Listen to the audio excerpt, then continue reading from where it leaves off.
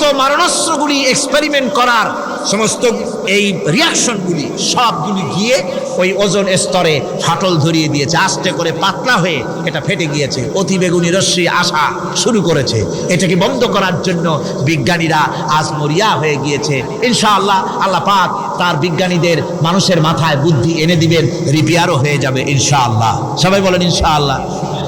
তাহলে বললাম কেন এ কথাটা? এই জন্য বললাম যে কোরআনে কারীমের মধ্যে আল্লাহ রাব্বুল আলামিন সব কথা বলে দিয়েছেন, কোনো কথা বাদ রাখেন নাই। পাহাড়গুলি ভেঙে আমরা ক্ষতি করতেছি, গাছগুলি কেটে আমরা ক্ষতি করতেছি, প্রকৃতির ভারসাম্য নষ্ট করে দিচ্ছি, ফলে সমুদ্রের পানি স্ফীত হচ্ছে, ভূমিকম্প বাড়তেছে, ঘূর্ণিঝড় হচ্ছে, টর্নেডো হচ্ছে, পৃথিবী বিধ্বস্ত হয়ে যাচ্ছে, ক্লাইমেটের পরিবর্তন আসছে। আজকে পৌষ মাস, এটা কি মাস? কত তারিখ? দেখেন বাংলা ভাষাকে কত মহব্বত করি।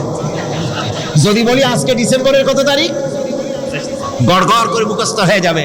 বাংলারে খুব ভালোবাসে, মাসটার তারিখ বলতে পারলাম না, দুঃখিত। এই হলো আমাদের ভালোবাসা। আজকে পৌষ মাসের অর্ধেকও শেষ হয়ে যাচ্ছে, অথচ মনে হচ্ছে শীত যেন তার শ্বশুর বাড়ি বেড়াতে গেছে। এই যে অবস্থা, এই অবস্থা শুধু বাংলাদেশে নয়, গোটা পৃথিবীতে ক্লাইমেটের একটা বিরাট পরিবর্তন আসতেছে, একটা বড় রকমের পরিবর্তন আসতেছে। এর কারণ হচ্ছে পৃথিবীর মানুষেরা নিজেরাই প্রকৃতির ভারসাম্যকে নষ্ট করে দিয়েছে। এই ভারসাম্য নষ্ট হওয়ার কারণে আবহাওয়ার পরিবর্তন হচ্ছে, সামুদ্রিক জলোচ্ছ্বাস বাড়তেছে, ভূমিকম্প, আগ্নেয়গিরি ইত্যাদি হচ্ছে এবং পৃথিবীর মানুষ বিধ্বস্ত হচ্ছে। বলতেছিলাম এই কোরআনে কারীমের মধ্যে আল্লাহ পাক সব কথা বলে রেখেছেন। যদি জানতাম, বুঝতাম, তাহলে এই অবস্থার সৃষ্টি হতো না। এটা বিজ্ঞানের বই নয়, রাজনীতির বই নয়, সমাজনীতির বই নয়, বরং সমস্ত নীতিমালার উচ্চ, জ্ঞানের উচ্চ হচ্ছে আল কোরআন। জ্ঞানের উচ্চ কি? আরো জোরে বলেন, জ্ঞানের উচ্চ কি? আল কোরআন। পবিত্র কোরআনে এমন এমন ঘটনা আল্লাহ পাক বলেছেন যা ষষ্ঠ শতাব্দীর দুনিয়া এ সম্পর্কে কিছুই জানতো না। অবশ্য কিছু কিছু ঘটনা ইহুদিদের কিতাবে অতিরঞ্জিত আকার এবং বিকৃত অবস্থায় এসেছে, কিন্তু কোরআনে কারীম দুনিয়ার মানুষকে আদম সৃষ্টি, নূহের বন্যা, তারপরে মুসা আলাইহিস সালাম ফেরাউনের ঘটনা, ইব্রাহিম আলাইহিস সালামের নমরুদের ঘটনা এবং ইউসুফ আলাইহিস সালামের কাহিনী সবগুলিকে সুন্দর করে কোরআন শরীফ উপস্থাপনা করেছে রাসূলের মাধ্যমে, যা পৃথিবীর ইতিহাসে কেউ জানতো না। সেগুলি আল্লাহ পাক জানাইছেন কিভাবে? কোরআনে কারীম বলছে, তিলকা মিন আম্বাইল গায়বি নূহিহা ইলাইকা মা কুনতা তা'লামুহা আনতা ওয়ালা কওমুকা মিন ক্বাবলি হাযা। এ হলো সব অজ্ঞাত ঘটনা। সমস্ত ঘটনাগুলি আল্লাহ পাক তার হাবিবকে শুনিয়ে বলে দিলেন, সব অজ্ঞাত ঘটনা, যা তুমি জানতে না, তোমার কোনো জানা ছিল না, আমি ওহীর মাধ্যমে তোমাকে সব জানাইছি।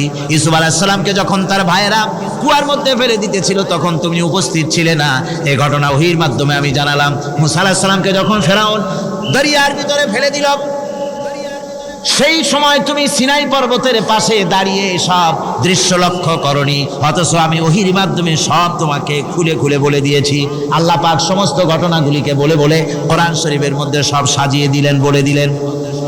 তিনি বললেন, ওয়ামা কুনতা বিজানিবিল গারবি ইয কাদাইনা ইলা মুসাল আমরা ওয়ামা কুনতা মিনাশ শাহিদিন। ফিরআউন যে মুসার সঙ্গে যে ব্যবহারটা করলো, এ সময় সেখানে তুমি উপস্থিত ছিলে না, আমি ওহীর মাধ্যমে তোমাকে তা জানিয়েছি।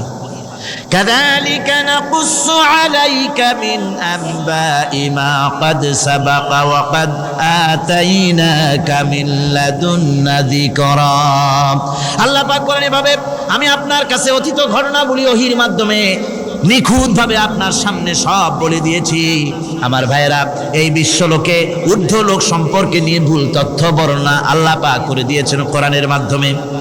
1665 খ্রিস্টাব্দে স্যার আইজাক নিউটন তিনি আবিষ্কার করলেন মাধ্যাকর্ষণ শক্তিকে।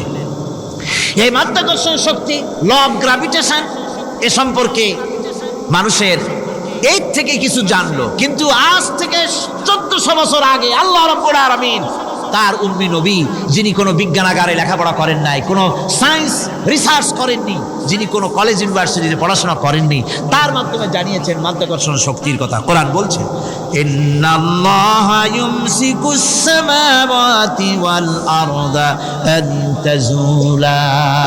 এই পৃথিবী এবং সমস্ত গ্রহ উপগ্রহকে আল্লাহ পাক বলছেন আমি এমন এক শক্তি দিয়েছি যে শক্তির মাধ্যমে একটা আরেকটাকে আকর্ষণ করে রাখছে। এই পৃথিবীতে মাধ্যাকর্ষণ শক্তি শুধু পৃথিবীর নাই, সূর্যের আছে, মঙ্গলের আছে, নেপচুনের আছে, ইউরেনাসের আছে, বৃহস্পতির আছে। প্রত্যেকটি গ্রহের আলাদা আলাদা মাধ্যাকর্ষণ শক্তি আছে, আর এই শক্তির বলে একটা আরেকটাকে টেনে ধরছে যাতে করে বিচ্ছিন্ন হয়ে না যায়, যাতে করে ধ্বংসপ্রাপ্ত না হয়। এগুলি আল্লাহ পাক এই তথ্যগুলি কোরআনে কারীমের মধ্যে বলেছেন। ফলে মরিস বুকাইলির মতো লোক, যিনি ফরাসি দার্শনিক, তিনি বলেছেন দুনিয়ার সমস্ত বিজ্ঞানীদের থিওরি হচ্ছে এই যে বিজ্ঞানের কোনো থিওরি ফাইনাল নয়। আজ একটা হচ্ছে, কাল সেটাকে পরিবর্তন করে নতুন আর এক থিওরি আসতেছে। কিন্তু কোরআনে কারীমের মধ্যে আমি, কে বলতেছেন কথা? না না না, মরিস বুকাইলি বলছেন কোরআন শরীফের ভিতরে আমি যে বিজ্ঞানের তথ্য পেয়েছি, থিওরি পেয়েছি, তার কোনো পরিবর্তন আজও হয় নাই, ভবিষ্যতেও হওয়ার কোনো সম্ভাবনা নাই। মরিস বুকাইলি মনে করেছিলেন বেদ আর বাইবেলে যেমন ভুল আছে, কোরআন শরীফে ওই রকম ভুল আছে, নাউজুবিল্লাহ। সেই জন্য তিনি আরবি শিখলেন কোরআন বোঝার জন্য, ভুল ধরার জন্য। কোরআন শিখলেন কি জন্যে? ভুল ধরার জন্য। আর এমন শেখা শিখছেন, ওই আরবি শিক্ষা মানে আমাদের দেশের লোকদের মতো আনাকুন জানাকুন শেখে নাই, ভালো করেই শিখছে, ভালো করেই মুখস্থ করেছেন, তার ভালো করে আরবি শিখেছেন, তারপরে কোরআন শরীফ পড়েছেন, তারপরে তিনি এ কোরআন পড়ে তেলাওয়াত করে বুঝে এরপরে তিনি বই লিখেছেন দি Bible, the Quran and science. এই বইয়ের মধ্যে তিনি পরিষ্কার লিখেছেন কোরআন পড়লাম, এর ভিতরে একটা নক্তা দেওয়ার, একটা কলমের ফোঁটা দেওয়ার জায়গা কারণ নাই। কোরআন নিঃসন্দেহে মহান স্রষ্টা আল্লাহ রাব্বুল আলামিনের মানুষের বানানো কিতাব এটা হতে পারে না। সুতরাং কোরআন শরীফের মধ্যে আল্লাহ পাক সব কথা বলে দিয়েছেন। বিজ্ঞানের সাথে কিন্তু কোরআনের সংঘর্ষ নাই। অনেকে মনে করে যে বিজ্ঞান আর কোরআন এর মধ্যে বিরাট সংঘর্ষ। না, বিরাট সংঘর্ষ নয়, দুই একটা পয়েন্টে সংঘর্ষ থাকতে পারে। অধিকাংশ ব্যাপারই বিজ্ঞান, আমি মনে করি বিজ্ঞানের আবিষ্কার যত বাড়বে কোরআন বোঝা মানুষের জন্য তত সহজ হবে। এটা আমার ধারণা, এটা আমার ধারণা। বিজ্ঞানের সাথে দুই একটা পয়েন্টের উপরে সংঘর্ষ আছে, যেমন চন্দ্র এবং সূর্য সম্পর্কে, সৌরজগৎ সম্পর্কে Copernicus, Kepler, Galileo, Newton, Einstein মহাশূন্য সম্পর্কে যে সব বক্তব্য রেখেছেন, সেসব বক্তব্যের সাথে কোরআন শরীফের কিছুটা বৈপরীত্য রয়েছে। যেমন কেউ বলেছেন সূর্য ঘোরে, পৃথিবী স্থির, কেউ বলে সূর্যের চতুর্দিকে পৃথিবী ঘোরে, কেউ কয় চন্দ্র ঘোরে, কেউ কয় আমরা কি আর বসে থাকি, আমরাও ঘুরি। কিন্তু আসলে ঘোরেটাকে কে ঘোরে, এ ফয়সালা কে দেবে? কে দিবে বলুন তো? হ্যাঁ, ঠিক বলেছেন, আল্লাহই দিবেন, কারণ এগুলি সৃষ্টি করেছেন কে? এবার শুনুন, এই বিতর্কের মীমাংসা আল্লাহ পাক করছেন কোরআনে কারিমে বহু আগে। গ্যালিলিও, কেপলার, কোপারনিকাস এদের বলার অনেক আগে বিশ্বনবী জনাবে মুহাম্মদ রাসূলুল্লাহ সাল্লাল্লাহু আলাইহি ওয়াসাল্লাম তিনি বলে দিয়েছেন আল্লাহর কথা। তিনি বলেছেন লাশ-শামসু ইয়ামবাগি লাহা আন তুদরিকাল কামারা ওয়ালাল লাইলু সাবিকুন নাহার ওয়া কুল্লুন ফি ফালাকিন ইয়াসবাহুন। প্রবল জ্ঞানী হইবে যাহারা, আপন মনেতে বুঝিবে তাহারা, রাত্রি পারে না আগে যাইবার দিনের স্থান করি অধিকার। চন্দ্র বাঁধে না সূর্যের গায়েতে, সূর্য পারে না চন্দ্রকে ধরিতে। যার যে স্থান বহাল রাখিয়া ভ্রমণ করিছে খোদাকে ডরিয়া। আল্লাহ রাব্বুল আলামিনকে ভয় করে সব ঘুরছে, চাঁদও ঘোরে, সূর্য ঘোরে, মঙ্গল ঘোরে, ইউরেনাস ঘোরে, বৃহস্পতি ঘোরে, পৃথিবীও ঘোরে। সব ঘুরছে তো ঘুরছেই, বন বন করে ঘুরছে একটা নির্দিষ্ট কক্ষপথে, আপন আপন কক্ষপথে ঘুরছে, যার ফলে অ্যাক্সিডেন্ট হয় না। সুবহানাল্লাহ, জোরে বলেন সুবহানাল্লাহ। নির্ধারিত কক্ষে ঘুরছে, নির্ধারিত কক্ষে ঘুরছে। এর কক্ষগুলি আল্লাহ পাক ঠিক করে দিয়েছেন, সেই কক্ষে ঘুরতেছে, একে অপরের পথ অতিক্রম করতেছে না। আবার ওই মহাশূন্যের ভেতরে রয়েছে black hole. Black hole, black hole কি? ব্ল্যাক হোল হচ্ছে একটা বিরাট অন্ধকার গহ্বর, একটা মৃত্যুকূপ। এত বড় বিরাট ব্ল্যাক হোল মহাশূন্যে আছে, বিজ্ঞানীরা হয়রান হয়ে গেছে। তার এত বড় শক্তি, সে শুধু তারা খায় না, কোন তারকা ঘুরতে ঘুরতে যদি তার কাছে এসে যায় তারাকে খেয়ে ফেলে।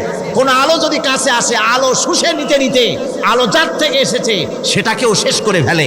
এ ধরনের একটা দারুণ আকর্ষণী শক্তি তার মধ্যে আল্লাহ সৃষ্টি করেছেন। একটা ব্ল্যাক হোল আছে মহাশূন্যের ভিতরে, সূর্য চন্দ্র গ্রহ নক্ষত্র, যে সূর্য পৃথিবীর চাইতে 13 লক্ষ গুণ বড়, এমন 2 কোটি সূর্য খাইয়া হজম করতে পারে এত বড় ব্ল্যাক হোল আল্লাহ তৈরি করে রেখেছেন মহাশূন্যের উপরে। রয়েছে মিল্কি ওয়ে, রয়েছে গ্যালাক্সি, অন্তত 10,000 কোটি 10 সহস্র কোটি তারকা দিয়ে সমৃদ্ধ গ্যালাক্সি মিল্কি ওয়ে, যেটা অন্ধকার রাত্রে তারকা সজ্জিত রাতে উত্তর দক্ষিণ দিকে টানা একটা পথের মতো দেখা যায়। এটা হচ্ছে গ্যালাক্সি, এইটাকে বলা হয় মিল্কি ওয়ে। এটা হচ্ছে ছায়াপথ, অসংখ্য তারকার মধ্যে রয়েছে। কত বড় বড় তারকা, অনেক দূরে। তাই আমরা দেখি বিন্দু বিন্দু, আসলে কি বিন্দু না। কত বড় জানেন? বিজ্ঞানীরা বলেছেন দৈত্যের মতো বিরাট বিরাট তারকা আছে, যে সূর্য পৃথিবীর চাইতে 13 লক্ষ গুণ বড়। এরকমের সূর্যে অন্তত 3 কোটি সূর্য খাইয়া হজম করতে পারে, এরকম অসংখ্য তারকা মিল্কি ওয়ের ভিতরে আল্লাহ সৃষ্টি করেছেন। সুবহানাল্লাহ বিহামদিহি।